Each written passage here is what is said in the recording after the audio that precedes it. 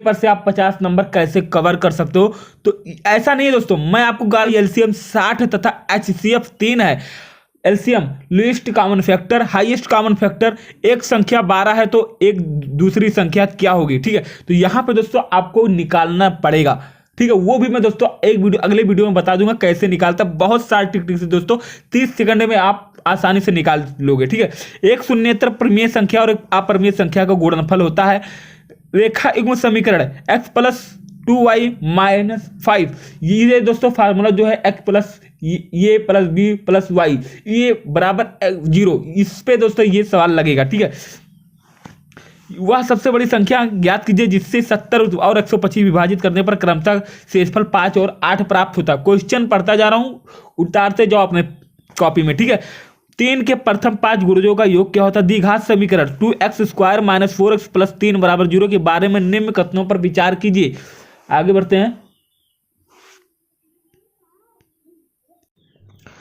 ठीक है। 7वां की तरफ आगे बढ़ते हैं। ये वो बी एक आयत है जिसके 3 सेट्स, ये बराबर ये का 0 3 है, वो का 0 3 है, बी का 5 0 है। इसका विकर्ण क्या होगा। यदि समीकरण एक्स स्क्वायर प्लस के एक्स माइनस 514 है तो बराबर 0 का एक मूल 1/2 है, तो के का मान आपको निकालना। दो त्रिभुज समरूप होते हैं यदि एक समकोण थीटा ए बी सी में थीटा सी 90 डिग्री है, ए सी 3 सेंटीमीटर और बी सी 4 सेंटीमीटर, और बिंदु सी से जाने वाली मध्यिका की माप आपको ज्ञात करना पड़ेगा, ठीक है। तो ये कैसे ज्ञात करना सब कुछ दोस्तों मैं अगले नेक्स्ट वीडियो में बता दूंगा। सिर्फ आप 30 सेकंड में ऐसा सवाल चुटकियों में लगा दोगे, ठीक है। यदि sine theta minus cos theta बराबर 1 है तो sine square theta plus cos square theta का मान क्या होगा, ठीक है। साइन 2 ये बराबर 2 साइन 1, वह सत्य है तब सत्य है जबकि ये के बराबर कौन सा डिग्री होगा।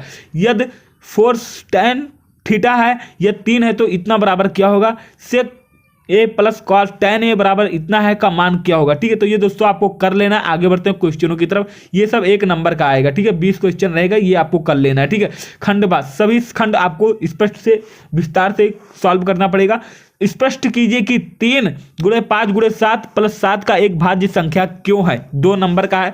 यदि cot थीटा बराबर 7/8 है तो ये इतना का मान आपको निकालना पड़ेगा, ठीक है। दो घन जिसमें एक प्रत्येक का आयतन 64 सेंटीमीटर क्यूब है के संलग्न फलकों को मिलाकर एक ठोस बनाया जाता है, इससे प्राप्त घनाभ का पृष्ठीय क्षेत्रफल ज्ञात करना है।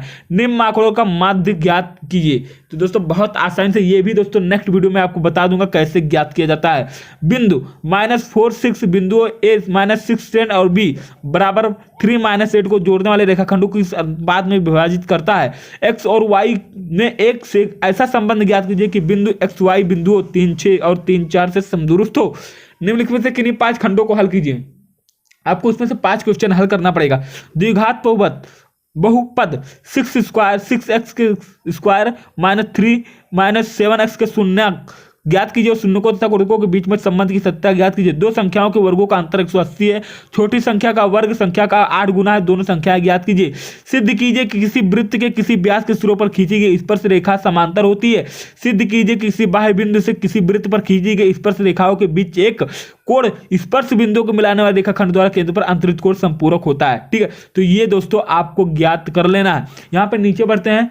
दो अंकों की एक संख्या एवं उसके अंकों को उलटने पर बड़ी संख्या का योग 66 है। यदि संख्या के अंकों का अंतर 2 हो तो संख्या ज्ञात कीजिए, ठीक है। ऐसी संख्या बताइए। ये 6 नंबर का आता है दोस्तों। एक बहुमंजिल भवन के शिखर से देखने पर एक 8 मीटर ऊंचे भवन के शिखर और तल के अवनमन कोण क्रमशः 30 और 45 डिग्री है। बहुमंजिल भवन की ऊंचाई और दो भवनों के बीच की दूरी ज्ञात करना पड़ेगा आपको, ठीक है। ये दोस्तों क्वेश्चन आपको नोट कर लेना, अपने कॉपी में नोट कर लो। इसलिए मैं दोस्तों इसका स्क्रीनशॉट ले लेना, ठीक है। और मैं ज़्यादा नहीं बता सकता, जो इसका सॉल्यूशन होगा मैं नेक्स्ट वीडियो में आपको बता दूंगा, पूरा सवाल लगा कर लाऊंगा, ठीक है। तब तक आप ये क्वेश्चन पूरा रेडी कर लो दोस्तों। ये क्वेश्चन ऐसा नहीं कि नहीं आएगा, 100% आपको लिख के दे रहा हूँ, यही क्वेश्चन आएगा।